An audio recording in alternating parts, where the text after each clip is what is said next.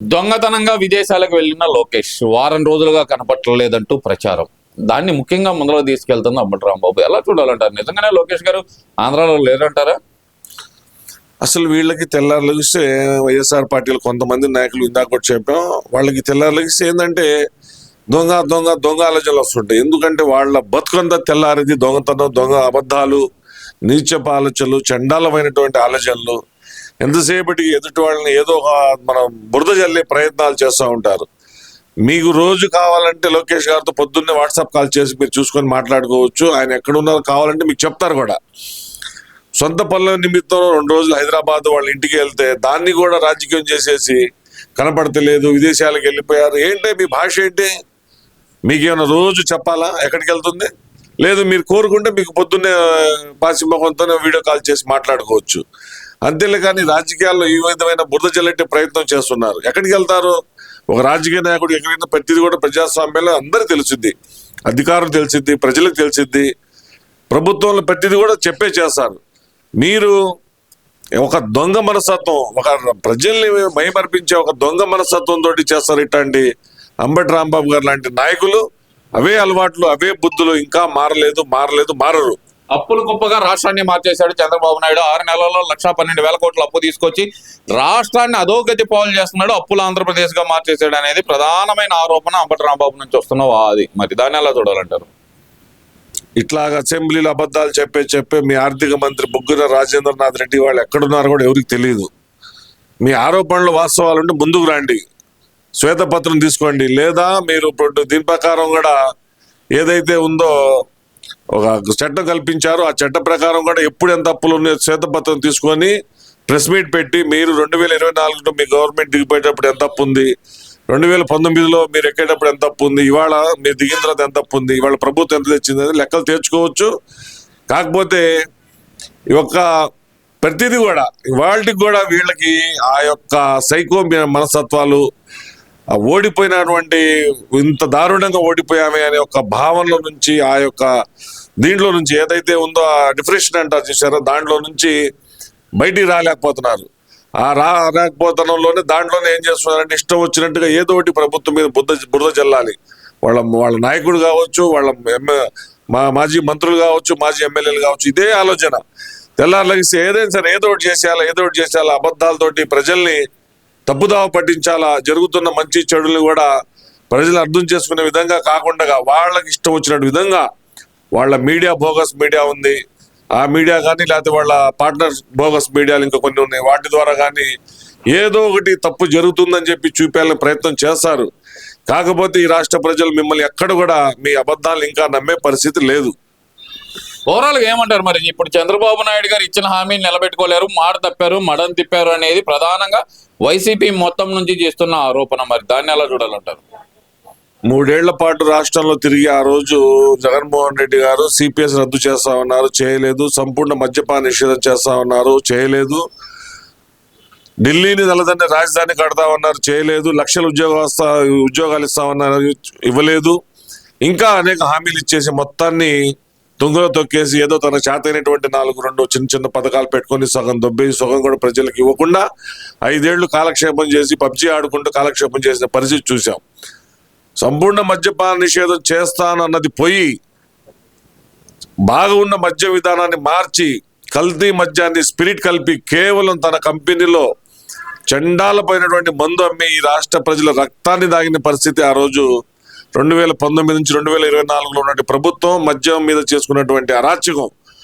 అలాగే ఇసుక మీద కూడా మంచి పాలసీ తీసుకొస్తా అని చెప్పేసి ఇసుక అందకుండా చేసి భవన నిర్మాణానికి సంబంధించిన ఎన్నో రకాలైనటువంటి కార్మికులు ఆకలి చావులకు కారణమైనటువంటి దౌర్భాగ్య ప్రభుత్వం ఆనాటి జగన్మోహన్ రెడ్డి ప్రభుత్వం. రాజధాని ఏదైతే విడిపోయి ఉన్నామో ఢిల్లీలో రాజధాని కడతానని చెప్పేసి ఆనాడు ప్రభుత్వం నడుపుతున్నటువంటి ఒక్క బిల్డింగ్ కూడా ఎక్కడ కూడా ఒక ఇటుక కానీ, ఒక సిమెంట్ బస్తా కానీ, ఒక ట్రాక్టర్ మట్టి కూడా వేయకుండా రాజధాని శివదిలాసలకు చేర్పించినటువంటి ఆనాటి దౌర్భాగ్య ప్రభుత్వం ఈ జగన్మోహన్ రెడ్డి ప్రభుత్వం. కాబట్టి హామీల గురించి కానీ దేని గురించి కూడా మాట్లాడాలంటే మీరు ఒకసారి వెనక ముందు ఆలోచించుకుంటే మీకే సిగ్గేసే పరిస్థితి ఉంటుంది. కాబట్టి నాయకులారా తస్మత్ జాగ్రత్త. మీరు ఇవాళ ఉన్నటువంటి చంద్రబాబు నాయుడు గారి సారథ్యంలోని ప్రభుత్వం ప్రతి హామీని కూడా ఇప్పటికే దాదాపుగా సగం హామీలు నెరవేర్చారు. ఈ జనవరి నెలలో ఇంకా 2 హామీలు నెరవేర్చబోతున్నారు. తల్లికి వందనం కూడా రేపు వచ్చే విద్యా సంవత్సరం నుంచి ఇవ్వబోతున్నారు.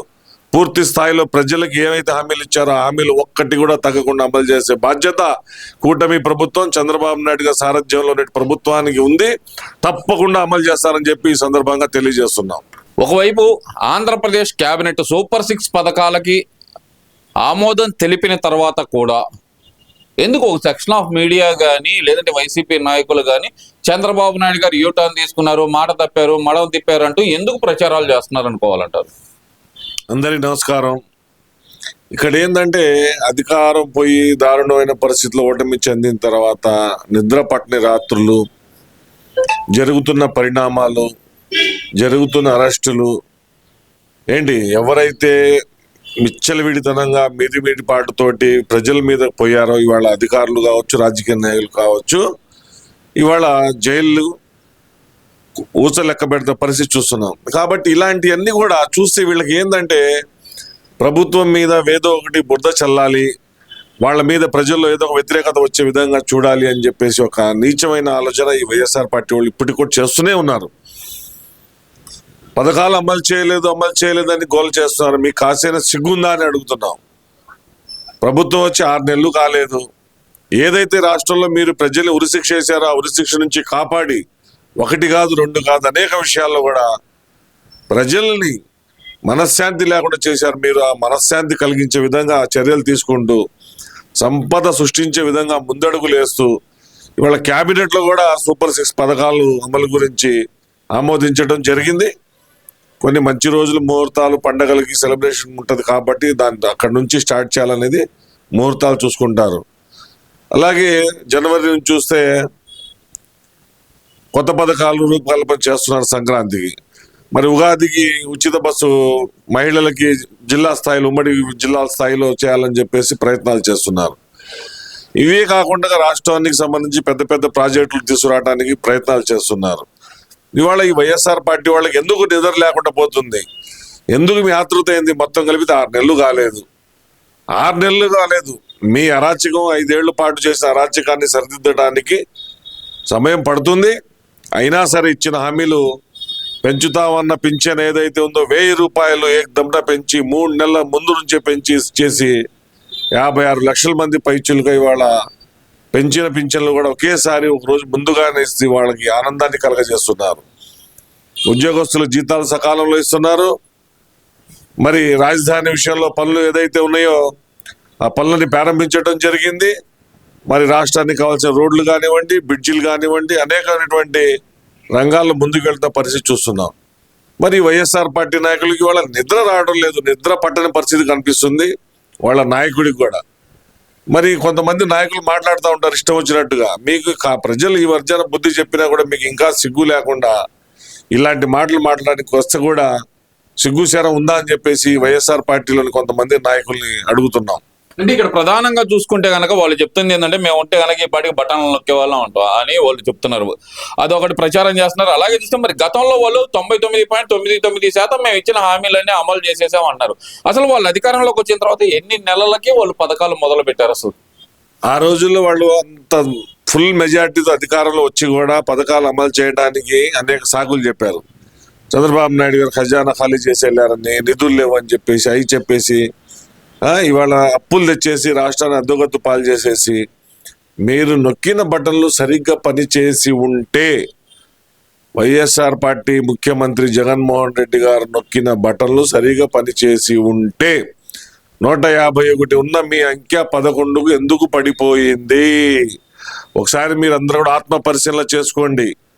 మీ బటన్ నొక్కిన విధానం, మీ బటన్ సరిగా పనిచేసి ఉంటే, మీ బటన్ని ప్రజలు ఆమోదం తెలిపి ఉంటే, మీ బటన్ ప్రజాస్వామ్యాన్ని కాపాడి ఉంటే, మీ బటన్ ఈ రాష్ట్ర ప్రజలు మంచి చెడు ఉపయోగపడి ఉంటే, మీ 151 ఇచ్చిన ఎమ్మెల్యేలు 11కి ఎందుకు ప్రజలు మిమ్మల్ని దించేశారు?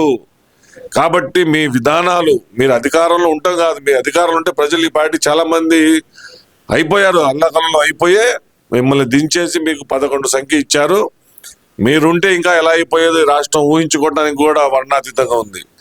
కాబట్టి ప్రజలు తెలివైన వాళ్ళు కాబట్టి మిమ్మల్ని ఎక్కడ ఉంచాలో అక్కడే ఉంచేశారు.